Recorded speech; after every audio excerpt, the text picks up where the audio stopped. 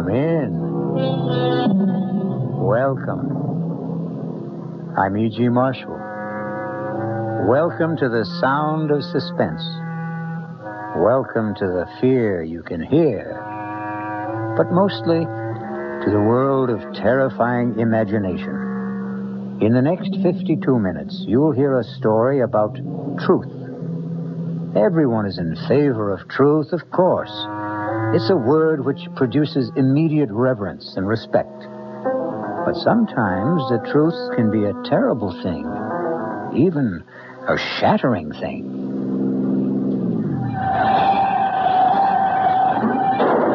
Oh, my God! Mark, you hit a woman! Oh, I told you not to drive so fast! I didn't see her. I didn't see her crossing the road. Is she alive? Oh, Mark, look at the way she's lying there. Lorna, she must be dead. Lorna, you mustn't tell anyone. Please, you mustn't tell anyone.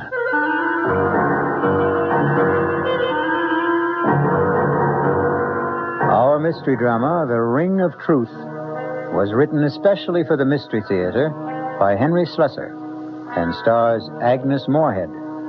It is sponsored in part by Anheuser-Busch Incorporated, brewers of Budweiser, and by the Kellogg Company, makers of Kellogg's Special K cereal. I'll be back shortly with Act One.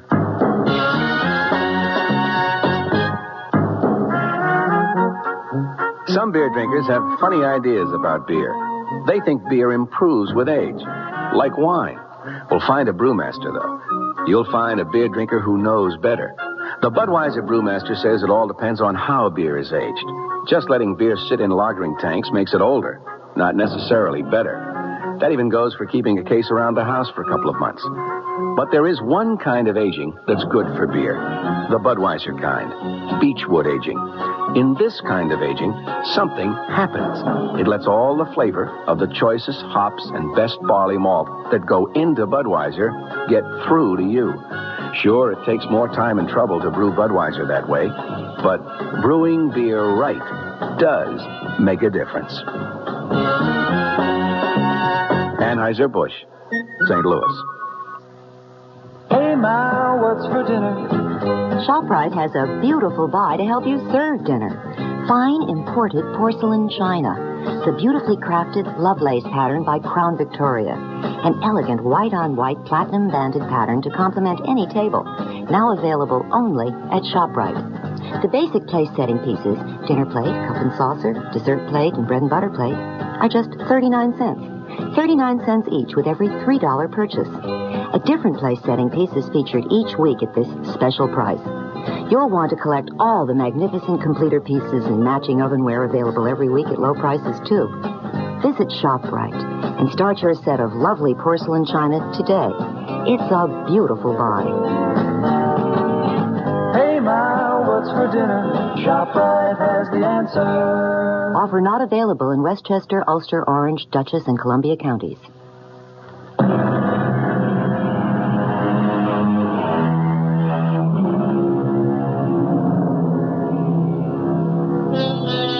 Now here's Act One of The Ring of Truth. The place, a charming college town in New England. The people you're about to meet, young Lorna Kittredge and the special man in her life, Mark Kramer. His driving speed, a comfortable 30 miles an hour. I'll tell you what I resent most about your father, Lorna. It's the fact that he deliberately keeps forgetting my name. Mark, don't be so silly. Daddy has a genuine problem about names. No, I'm sorry, darling. I just can't buy this absent-minded professor stuff. It's too corny. Corny or not, that's exactly what my father is sometimes. Absent-minded.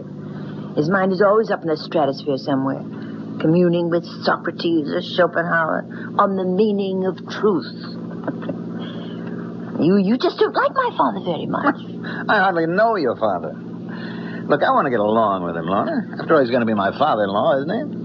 You're almost home. What can I do to put you in a better mood? That's easy, darling. You can promise to tell him tonight. Oh, Mark. Tonight? Why not? But I told you that the Pryors are going to be at dinner tonight. Harold Pryor's Daddy's publisher. So, after they leave, you can tell him. Lorna, we've been engaged for almost 3 weeks now, and nobody knows about it except you and me. Well, isn't that enough? Not for me, it isn't. No. I'm the kind of guy who wants to shout it from the housetops. Yes, I do, too. I really do, Mark. I love you so much. All right, darling. And prove it. Tell him tonight, Lorna. Tell him you're going to marry what's-his-name.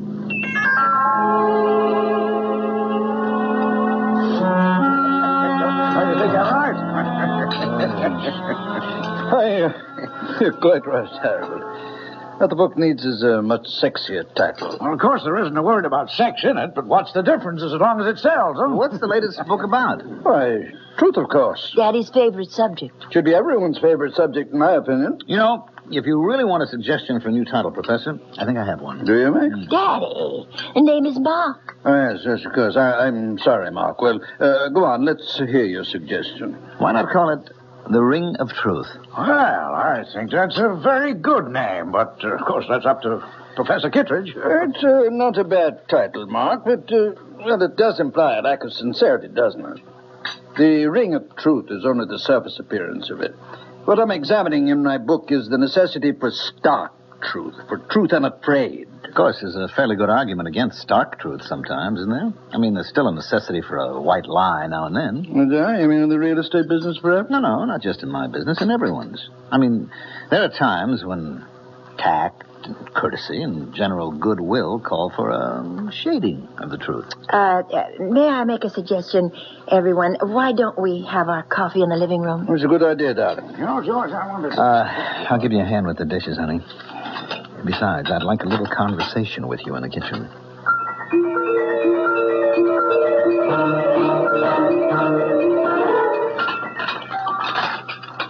All right, Mark. I know what you're going to say.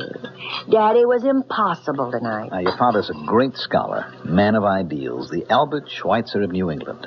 I'm only a poor schnook of a real estate man, but I'm perfectly willing to put up with him for your sake. Put up with him? Won't be easy. A crass, materialistic guy like me marrying into all that saintliness. What can I do? I'm crazy about his daughter. You idiot. Oh, Mark, my hands are wet. Will you tell him tonight? Yes, the minute everyone leaves. He's not going to be happy about it, you know that. He won't be happy about losing you. Well, he knew it had to happen someday. All right, then tell him that day has come. Tell him the truth. I always tell Daddy the truth. Daddy, can I come in? Yes, darling, of course. I didn't want to interrupt your reading. Oh, I can't really read this book. I don't understand the language. Have you seen it, by the way? Still another edition, German, of the 7 Secrets of Shakespeare. It's lovely. What a beautiful binding. Yes, I'm pleased with it. I suppose an author never loses his affection for the first book he writes. Well, it's more than just that. This book made you famous. In very limited circles, yes. And I hope you've enjoyed the evening and that your friend did, too. The only thing Mark didn't like was being called Max. Oh, I'm sorry about that, Precious. I hope he wasn't offended. But you have to admit that you do bring home a lot of young men. Daddy, that may have been true once, but Mark Kramer is the only man I've seen for the last 6 months. That long? And the reason I've seen him so much is that, well, I'm in love with him. Well, that isn't an entirely new phenomenon either, is it? Daddy, Mark asked me to marry him. I said yes. Marriage? You know that word, don't you? It's English, not German. Yes, I know the word, but, well, it's just that I never supposed you'd want to marry now. I mean, before your doctorate, before you've done all those things we planned to do together. Marriage wouldn't put an end to our plans. And as for your lecture tour, but you don't really need me along. I don't know if I'd want to go without you. I'm getting a little old to gallivant around Europe by myself. Well, it's the first time I've heard you complain about being old. For some reason, the last 10 seconds, I began to feel old. Of course, Mark and I could go with you to Europe as a sort of honeymoon. No, Lorna, he's not going to want that, I'm sure. In fact, my guess is that your young man is going to want to see as little of me as he possibly can. No, Daddy, that isn't so. He knows that I won't just abandon you. I couldn't be that heartless. That's the last word I'd use about you, Precious. I know your heart only too well. I know what a tender, beating little thing it is. I've always been afraid of the man who would trap it someday. I just wish you knew Mark better. He's not a I'm not saying anything against Mark. I'd feel this way about any man. I'm like the tired old king of the fairy tale, darling, forced by the condition of kingdom to give the hand of his princess to a commoner. Oh, Daddy, Daddy.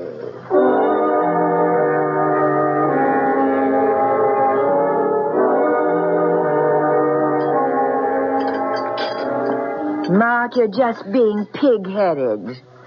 It won't even be 6 months. And by that time, I'll have my doctorate, and Daddy's lecture tour will be over. Oh, that's great. Just great. Waiter, where's the drink I ordered? Mark, I've never seen you have more than 2 martinis in my life. Oh, you're wrong, my love. I had one before you got here. The one coming up will be number 4. Mark, please, don't be so upset. I'm not breaking our engagement. I'm simply asking for a postponement. How long did it take to talk you into it, Lorna? Well, it was something I decided to do, Mark. All by myself. Because you realized how important it was? To get your Ph.D.? To make sure Daddy was taken care of on his lecture tour? But it is important to me. You know, you're a lucky girl to have a father like that. Now, you take my old man. Good old Charlie Kramer. Real estate. I don't think he ever heard of an ethic or an ideal in his life. Probably told a dozen lies a day, old Charlie. I guess that's why he turned out so badly. You're drinking too much. You always do when you're angry. Just another flaw in my character. Hardly noticeable in the general ruin of my personality. Please, Mark, I don't want you to be drunk to drive me home. Oh, don't worry. I won't even have that 4th drink. See what a nice guy I am? I want to make sure you get home to Daddy safe and sound.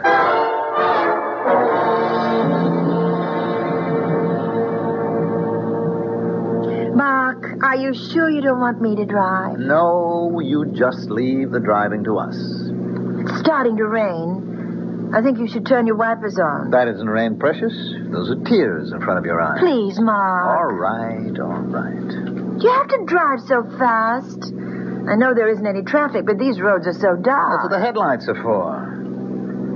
How far these little candles throw their beams, so shines a good deed in a naughty world. Hey, you see, your father isn't the only one who can quote you. Ah! What? Look out! That woman! Where? Oh! You hit her! Oh, Lord! I didn't see her. I didn't see her crossing the road, so help me. Is she dead? Oh, Mark, look at the way she's lying there. She's dead, Lorna. Oh. The woman's dead. Oh, no. Oh, how horrible. I told you not to drive so fast.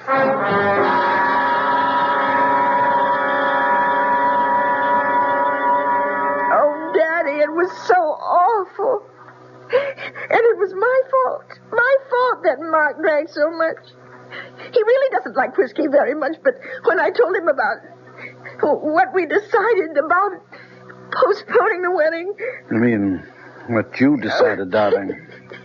It was your decision. He was driving so recklessly. He must have been going 60 miles an hour on that road. The speed limit there was only about 30. They haven't arrested him, have they? No. But the police were called, weren't they? Yes.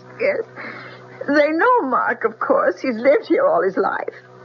Didn't they give Mark a sobriety test? No, nobody even suggested it. I mean, Mark didn't seem to be drunk at all. Not after it. And of course, he didn't say he'd been drinking. Didn't mention the speed he was traveling at. Well, they asked him. Mark said he was going 35, and the woman just stepped out in front of him. I see. He had to say it, Daddy. I mean, otherwise it would have been a crime, wouldn't it? I think it's called vehicular homicide. Well, he could go to prison for that, couldn't he? Perhaps. Oh, Daddy. Donna, what did you say? What? What did you tell them when the police talked to you about the accident? They didn't. They didn't ask me anything. They said there would be an inquest to determine the facts. I suppose I'd have to answer questions then. And what will you say then? Why, I don't know. I mean, I have to corroborate Mark's story, of course. Is that what you're going to do? Oh, well, if you could have seen his face, Daddy, it was like a child. Like a little boy, afraid to be punished. He said, "You'll stand by me, Lorna, won't you?" And so you're going to stand by him. You're going to forget all you ever learned about truth. You're going to lie. But, Daddy, what else can I do? I can't advise you, my darling. All I can do is remind you that you and I have always loved truth as much as we've loved each other. Are you going to change now?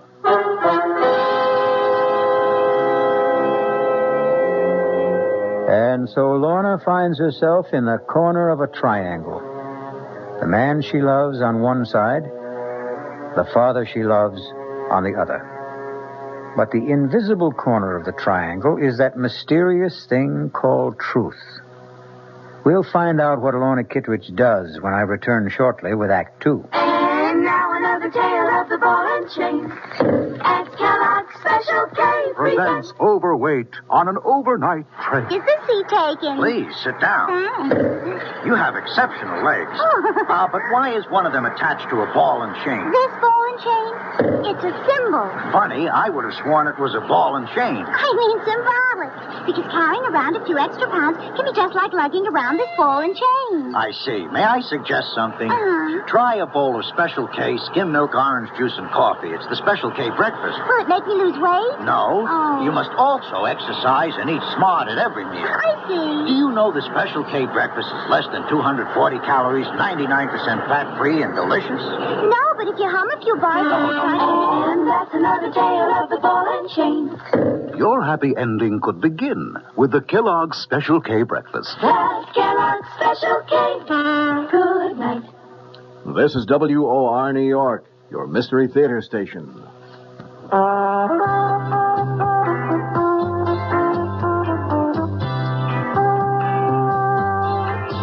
No matter what you're saving for, that's what Suburban Savings for Suburban. Suburban Savings offers you a regular savings account with flexibility. You can add any amount to your account whenever you wish. Withdraw whenever you want.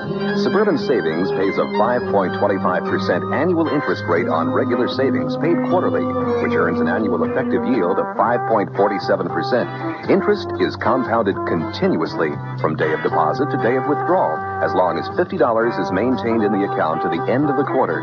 Come into Suburban Savings and open an account with flexibility. Our regular savings account in New Jersey at Bayonne, Edgewater, Elmwood Park, Emerson, Hackettstown, Morris Plains, Nutley, Paramus, and Sparta.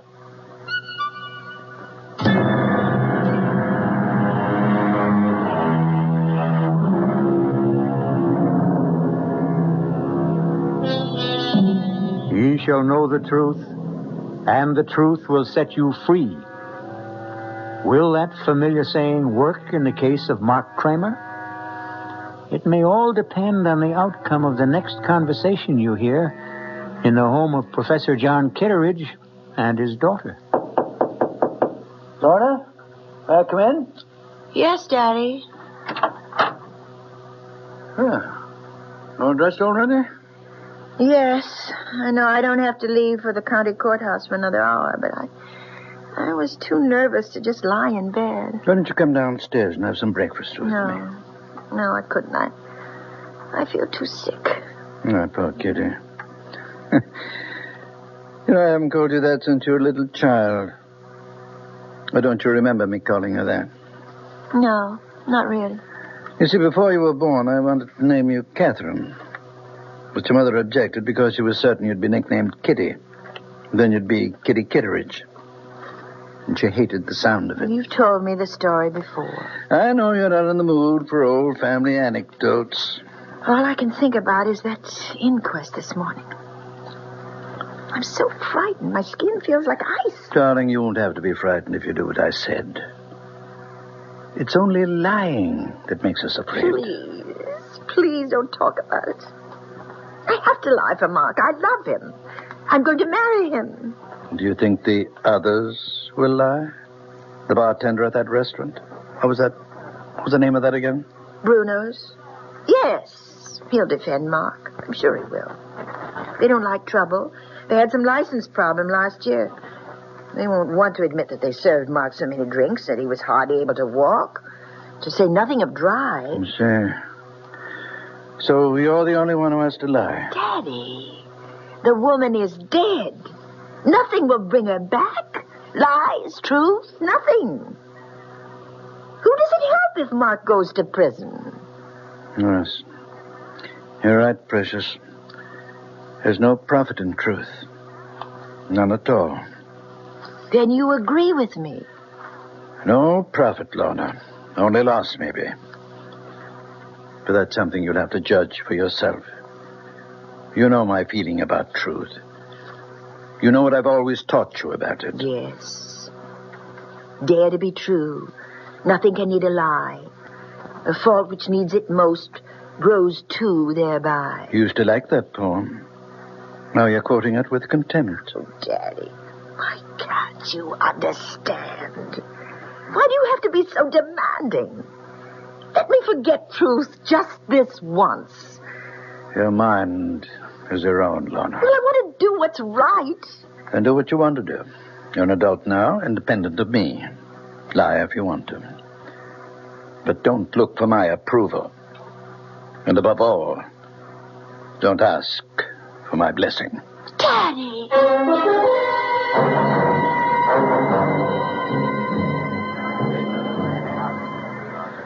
Let's have some quiet. The coroner's jury has to hear the testimony if they're going to judge it. Sergeant McKeon, was any investigation made of the skid marks at the scene of the accident with a view to determining the speed of the vehicle? No, sir, there wasn't. The condition of the road and the rain we had that night, well, it was impossible to tell the difference between the skid marks and the tire treads. That's why no measurement was made. It's been stated that the driver of the vehicle, Mark Kramer, had left the establishment called Bruno's shortly before the accident. Since Bruno's is in the business of serving hard liquor, among other things, did the police give Mr. Kramer a sobriety test? No, sir, we didn't. You see, sir, we didn't know at the time where Mr. Kramer had been. All we knew was that Mrs. Moger was dead and Mr. Kramer didn't appear like he'd been drinking. All right, Sergeant, you can step down. Thank you, sir. The coroner's office calls Mr. Kramer to the stand, please. Mr. Kramer, this inquest isn't a trial. Our duty here is simply to determine the cause of death. But you must give your testimony under oath. Please raise your hand on the Bible. Yes, sir. Do you solemnly swear to tell the truth, the whole truth, and nothing but the truth, so help you God? I do. All right, Mr. Kramer. Just tell us your story of what happened the night of the accident. Well, Miss Kittredge and I left Bruno's about 9 that evening, about a half hour before the accident. I'd had one drink, vodka martini. You can ask Mr. Bruno about that because he served me. Go on. When I reached Route 24, I decided to take the Ridge Road shortcut to town. I was traveling between 30 and 35 miles an hour, I'd say, and I remember slowing down when the rain started. I had my wipers going when I came over the rise of the hill, so my windshield was clear. But I still didn't see Mrs. Moger when she stepped out into the road directly in front of the car. Were your lights on full beam? Yes, sir, they were. Why do you suppose Mrs. Moger didn't see them? I don't really know. What I think is she was almost across the road when I came over the rise, and she panicked when she realized that a car was coming. She started back in the wrong direction, and that was when she stepped in front of the car. Is that your entire testimony? Yes, sir, it is.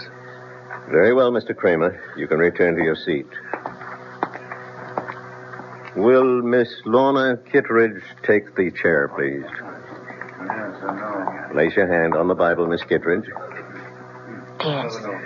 Do you solemnly swear to tell the truth, the whole truth, and nothing but the truth, so help you God? Yes, I do. Please speak up, Miss Kittredge. I do. Miss Kittredge, you were with Mr. Kramer on the night of the accident. Yes. You went with him to the place called Bruno's. Yes, I did. And did you have a drink that night? Yes, I had a martini. The same as Mr. Kramer? Yes. When Mr. Kramer's car approached Mrs. Moger's driveway, did you see the lady before the automobile struck her? I'm not sure. I think I saw her for just a split second. And then the car hit her. It was all terribly unreal. Were you aware of the speed you were traveling at? Miss Kittredge. I'm not sure of the exact speed. Mr. Kramer thinks it was between 30 and 35. Do you agree with that? No. What was that? It couldn't have been that. It was more like 55 or 60. Did you say 60, Miss Kittredge? About that, yes. Lorna, for God's sake. I hope you've considered this reply, Miss Kittredge. Yes, I've considered it. We were traveling at least that. I'd been looking at the speedometer only a few minutes before. I was complaining to Mark about his speed, but he wouldn't listen to me. He wasn't in any mood to listen. He was angry, and he was drunk. Lorna! Please, everybody, quiet now. Mr. Kramer, please take your seat. It's the truth. The truth, I can't help myself. He was drinking. He had too many martinis, and he was drunk. Are you telling us he had more than one drink? He had 4. I know he did. And he drove like a madman. No matter how I tried to stop him, he never thought that woman would be on the road at that time of night. He wouldn't listen. I couldn't believe it was really happening. It was like hearing someone else say the words. Please don't cry, Kitty. I tried not to look at his face. I tried so hard not to see him, but I couldn't stop myself. How can you blame yourself for telling the simple truth? How can you think it's wrong? But don't you realize what'll happen to him, Daddy? He's going to be indicted. He may go to prison. I'm sure Mr. Kramer will hire himself a very smart attorney. Who's that? I have no idea. Oh, I can't see anyone now. I just can't. Yes, of course. You go to your room and I'll answer it. Go on, darling. Go lie down. Yes. Oh, it's you. I want to see Lorna. Mark, please listen to me. I know exactly how you're feeling at the moment. Thanks for remembering my name, Professor. That must be the very first time. I'm sure you realize that what Lorna did this morning was extremely difficult and painful for her. That it was an agonizing decision. Only who made it? Lorna's lying down right now. I suggest you try telephoning her later. I'm not leaving until I see her. I had hoped we wouldn't get violent about all this, Mark. Frankly, I don't think you're in a good position to commit any other rash actions. Daddy, it's all right. Lorna, I thought you were in your room. I'll talk to Mark. Very well. But don't ask me to leave, because I won't. You don't have to leave, Professor. I'd like you to know this, too. Know what? What the town gossips are saying. Lorna, they're saying that we had some kind of fight. A lover's quarrel, and that you wanted to get back at me. Oh, you know that's not so. Yes, I know it. But the other explanation makes even less sense. That you just had to tell the truth. Well, it wasn't easy for me. Lies would have been easier. One small lie, Lorna. That was all you had to say. You're so afraid of hell that you wouldn't lie for me? I can't expect you to understand. But I do understand. Better than you do, maybe. It was your father's idea. Now, just a moment, Kramer. Well, you remember my last name, too. I think I made more of an impression on you than you were willing to admit. There's no need to be nasty. Lorna, you're so stuck on the truth. Tell it now. He told you what to do in that courtroom. Professor Kittredge's little girl always listens to Daddy, and she never lies. Please, Mom. He insisted that you tell the truth, didn't he? He gave you a lot of high-flown ethical reasons for telling the truth. Nothing but the truth. Every reason but the real one. You're wrong. I made up my own mind. Your father knew what would happen. It would split us apart, and that's what he really wanted, Lorna. That's the truth that he didn't mention. I think that's quite enough. If you don't leave right now, I'm calling the police. Don't bother, Professor. You've done a very good job. On Lorna and on me.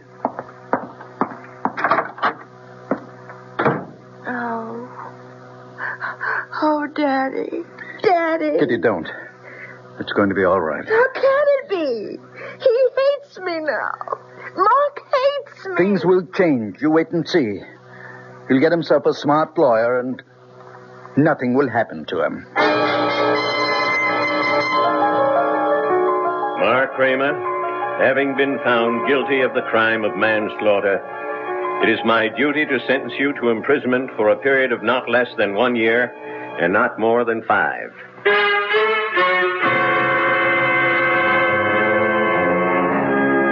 And so the truth has not set Mark Kramer free. It sent him to prison, where he'll have plenty of time to ponder the complexities of ethics, justice, and human nature. Or perhaps he'll ponder something else, like revenge. We'll find out when I return shortly with Act 3. I'm Himan Brown, producer of Radio Mystery Theater, and this is the end of our last week of prize drawings. Just send us your name and address tonight to be eligible for one of 50 prizes: 2 AM/FM stereo phonos, 2 travel clock radios, and 46 anthologies of modern suspense. We've been most gratified by the program comments so far. So, if you have a chance to write, we hope you will. And let us know a bit about you, who you are, what you do, how old you are. But your name and address are enough. To Mystery Theater, Box 50, Radio City Station, New York, 10019. That's Box 50, Radio City Station, New York, 10019. Entries must be postmarked no later than tonight, the 26th. Offer good everywhere unless locally prohibited. This is WOR New York, your station for the Mystery Theater. An invitation. This is Peter Roberts. Join us Sunday morning, 8:15 to 10 here on WOR for Rambling with Roberts. 2 hours of music, specially selected for Sunday morning listening pleasure, along with bits of weather information, news headlines, bits of trivia such as the fact that a man from Onowa, Iowa, received a patent for what he called Eskimo pie, which was ice cream coated with chocolate. It all happened in 1922. It may not seem like very much in the way of history, but it does take place, these little bits of trivia and information, on Rambling with Roberts. So, of a Sunday morning, make a note. 8:15 to 10, right here at 710 on your dial, come Rambling with Roberts. You don't have to give us an RSVP. Just be on hand. Thank you.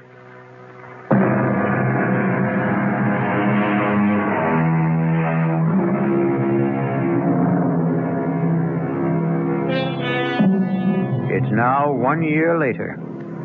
Sad to say, Mark Kramer is still wearing prison gray. As for Professor Kitteridge, he's had problems too. A bad case of the gout caused cancellation of his European lecture tour. Even more disappointing, his daughter Lorna lost interest in working on her thesis and abandoned the idea of obtaining her doctorate. In fact, Lorna Kitteridge seems to have lost interest in life itself. Lorna, you awake? Yes, Daddy. I'm up.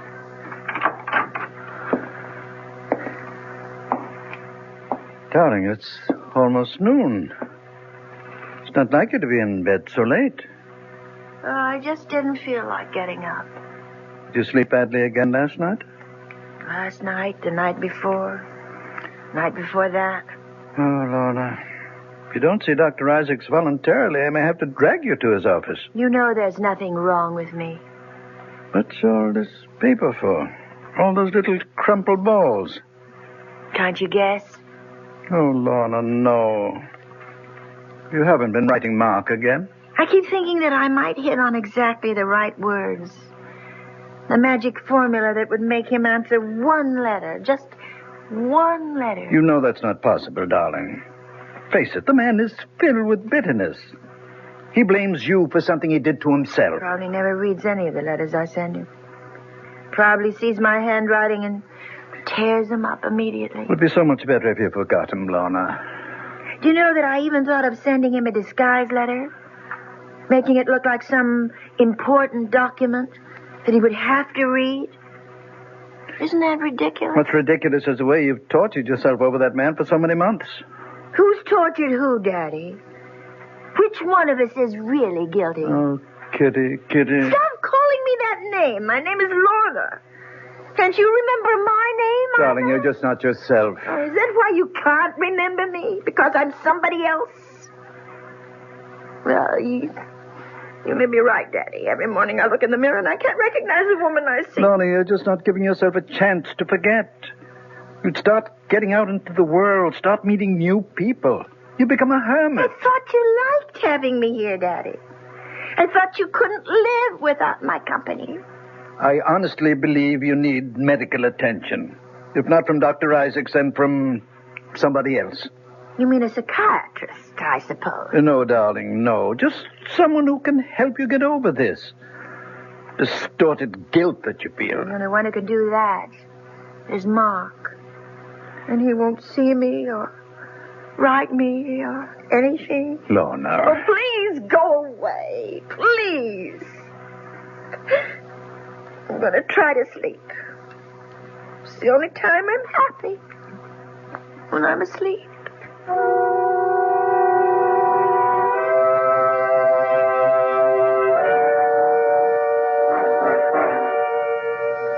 All right.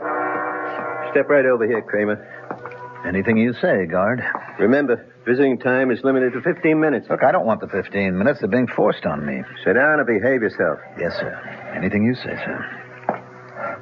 Well, no, Mark.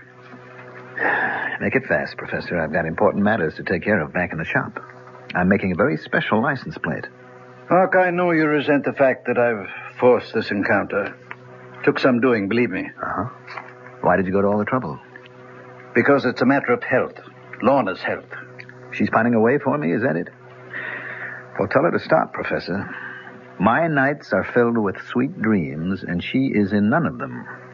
You tell her that for me. I want you to see her, Mark. Oh, I wouldn't force that issue, Professor. I don't have anything nice to say to your daughter. You misunderstood Lorna. Couldn't expect you to applaud what she did in court.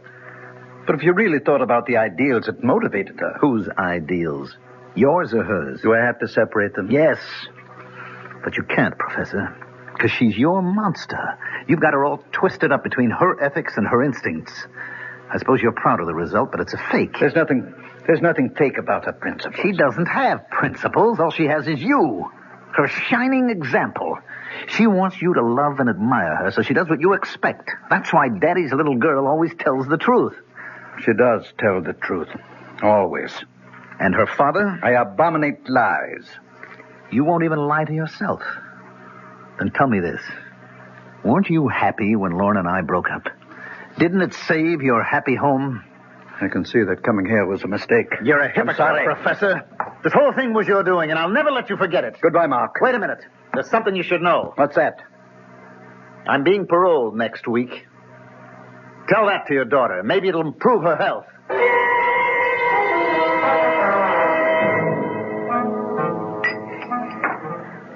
Of course I'm pleased, Harold. It's just that I'd much rather see a new book of mine published than a new edition of an old book. Well, you can't argue with success. People never seem to tire of the 7 Secrets of Shakespeare. I suppose I shouldn't complain. It does buy the groceries. Just cash the royalty checks and be happy. Now, tell me how Lorna's doing. Feeling any better? Oh, still a bit run down, I guess. Well, that's too bad. I suppose you know that young man, Kramer, that he's out of prison.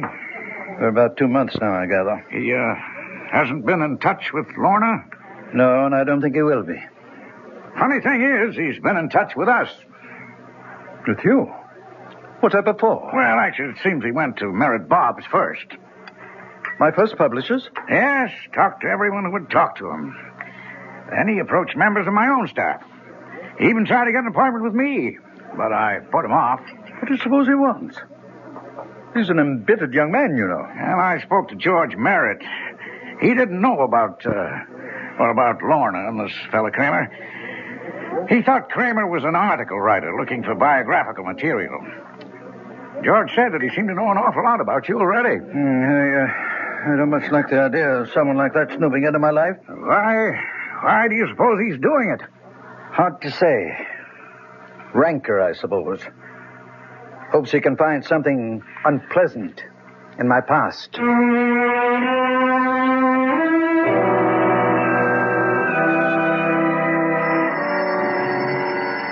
I'll get it, Lorna. Hello? Professor Kittredge? Yes? Mark Kramer, Professor. Oh. Yes, I was just speaking about you the other day with my publisher. I'd like to see you, Professor, this evening, if that's possible. See me? Or Lorna? No, just you. If Lorna wants to be there, that's her business. Something tells me she'd rather stay away. Can you give me some idea of why you want to see me? You might say it's a business matter. Who is it, Daddy? What time would be good for you, Professor? Make it about 9. I'll make it exactly 9. Daddy, you look so strange. Who was that on the phone? It was Mark Kramer, Lorna. Mark? He's asked me to see him at 9 tonight. I have no idea what he wants to say, but whatever it is, I'm sure it won't be anything pleasant. I'd rather not be here. I didn't think you would. Mark blames me for what happened in court, not you. He refuses to admit that it was your own love of truth. My love of truth? Daddy, you never understood me yourself. How could you explain me to someone else? I didn't love truth. I loved Mark. You did what you had to do. What your conscience told you to do. My conscience? Is that what I was satisfying? That small little voice inside me? It can be a loud voice, darling. A very compelling But voice. I still hear it. It's still talking to me. And you know what it's saying? You fool. You fool, you fool. Lorna. I think I'll go out now, Daddy. Right now.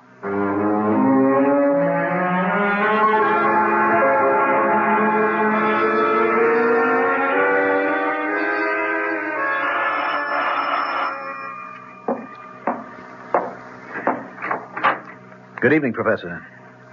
Hello, Mark. Come in. Thank you. Nice of you to see me. I wasn't sure of my reception after the last time.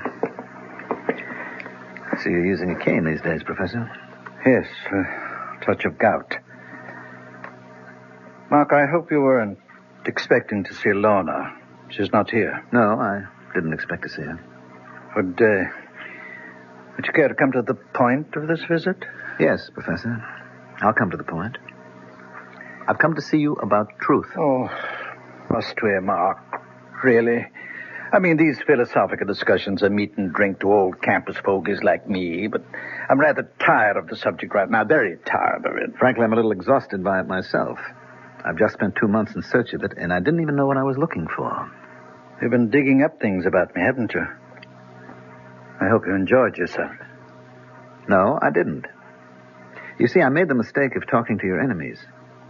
The publishers you dropped, the friends you no longer see, the scholars you had disputes with.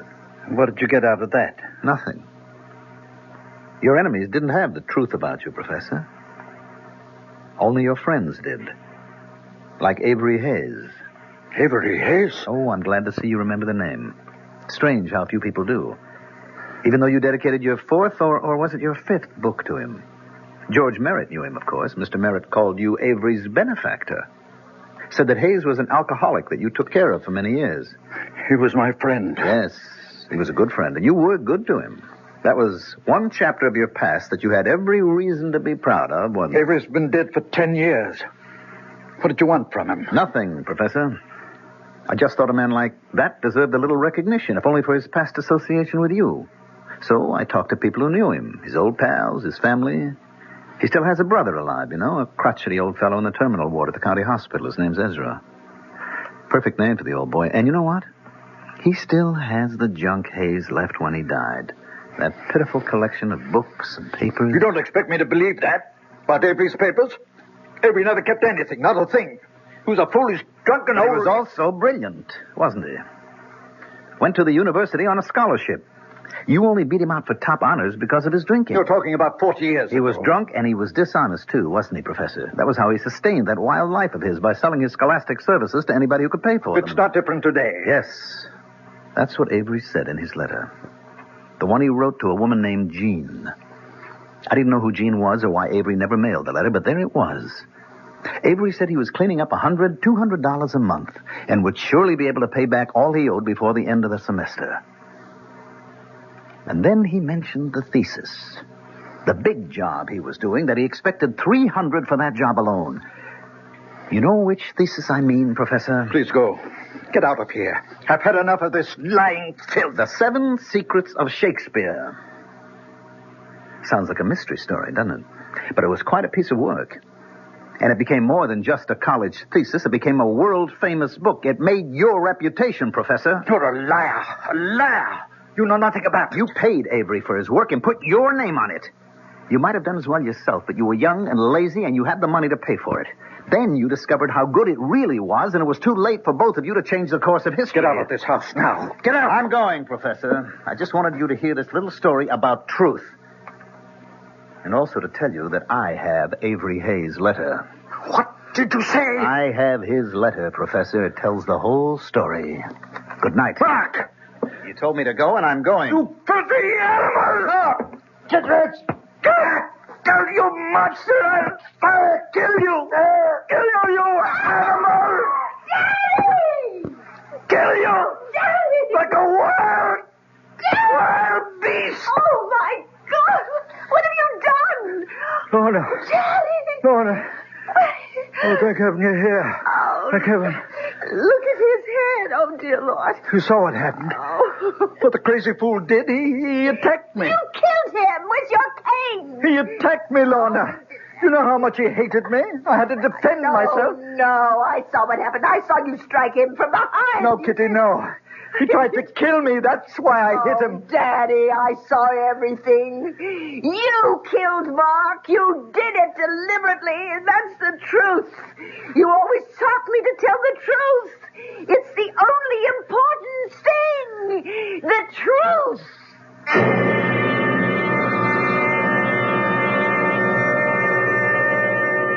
Oliver Wendell Holmes Jr. said, "All I mean by truth is the road I can't help traveling."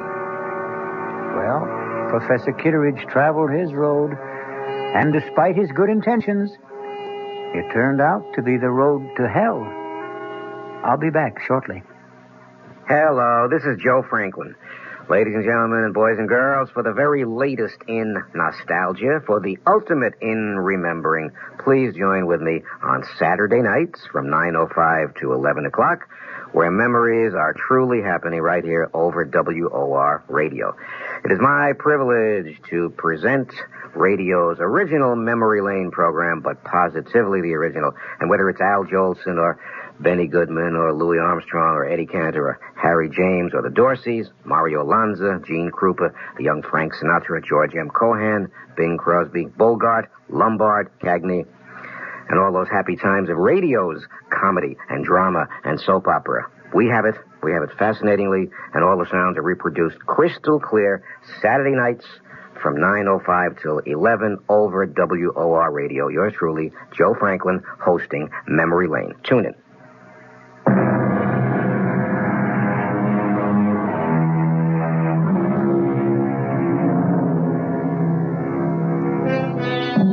If there is a moral to the story you just heard, it's not that truth is so bad. But Samuel Butler said, truth should not be absolutely lost sight of, but it should not be talked about. And we promise that's our last word on the subject. Our cast included Agnes Moorehead, Mandel Kramer, Sandus Ortega, Ian Martin, and Dan Arco. The entire production was under the direction of Himan Brown. I swear to Sam Hill, Ethan, you deliver. After the 12th stroke of the hourglass clock's chime, there was no sound but the beat of the clock and my own heart. Everything else had stopped dead. My friend's mouth was frozen in the act of speaking. His hand poised over a chessman as though cast in bronze. Outside, like the old child's game, people had turned to statues. A car backing into a parking space was stopped in its tracks. For everyone else in the world, save only me and that damnable clock, time was standing still. This is E.G. Marshall inviting you to return to our Mystery Theater for another adventure in the macabre. Until next time, pleasant dreams.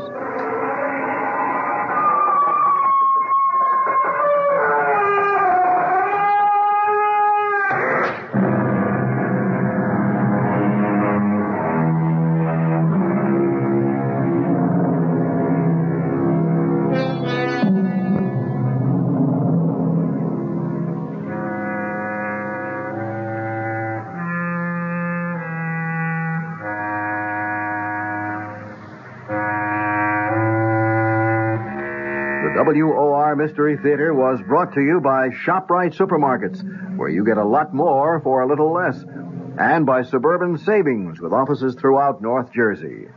The preceding Mystery Theater program was furnished by the CBS Radio Network.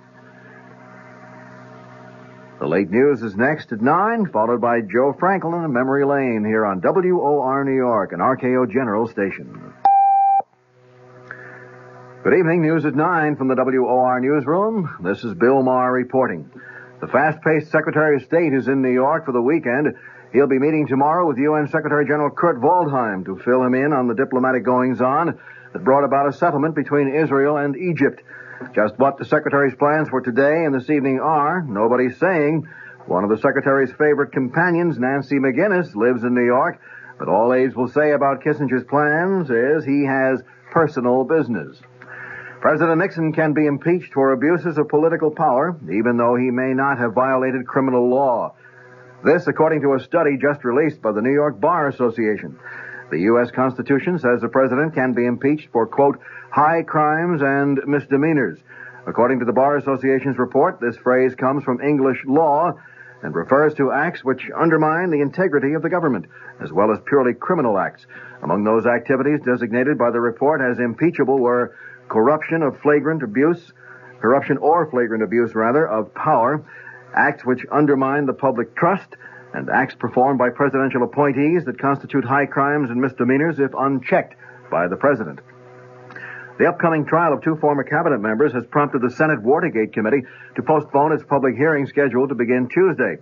Committee Chairman Sam Ervin says the panel is putting off the hearings to avoid possibly prejudicing the trial of former Attorney General John Mitchell and former Commerce Secretary Maurice Stans. No new date for the hearing has been set. A spokesman for the Capitol Hill leadership has said the Democrats in Congress will cooperate with President Nixon in meeting the energy crisis. But, said California Democrat John McFaul, the White House must reciprocate. McFaul spoke on national radio in response to President Nixon's energy address last week.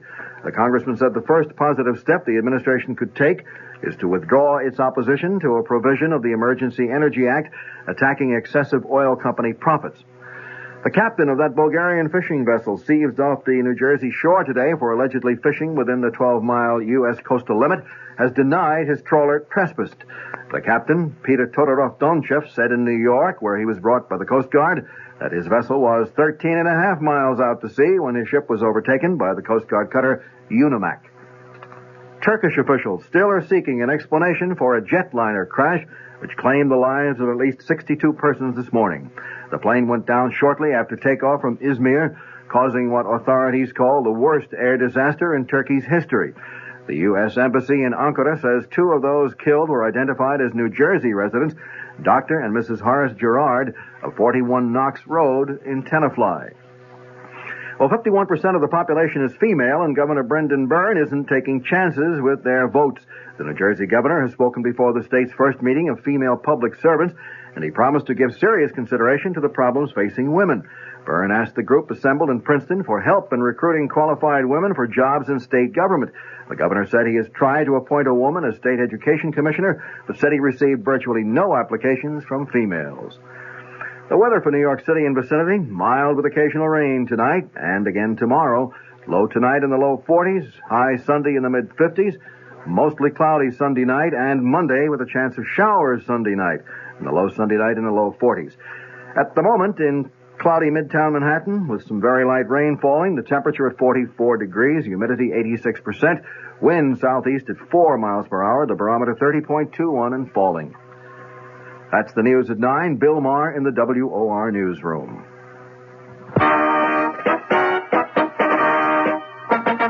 Your AMC dealers got the all-new mid-size car that economizes on everything but comfort. That car, the roomy 74 Matador. And another important advantage. Our 74 Matador comes with an economical 6-cylinder engine as standard equipment. And consider this. Matador is the only new mid-size car backed by all the benefits of the exclusive AMC Buyer Protection Plan. Which means that under normal usage and accepting tires, if anything AMC did goes wrong with your new 74 Matador, in the first 12 months or 12,000 miles, we'll fix or replace it free. Come in today. Meet the unbeatable combination. 74 Matador backed by the AMC Buyer Protection Plan. See your AMC dealer where you get a good deal and a good deal more. And stay tuned for Joe Franklin's Memory Lane next on WOR New York, an RKO General station.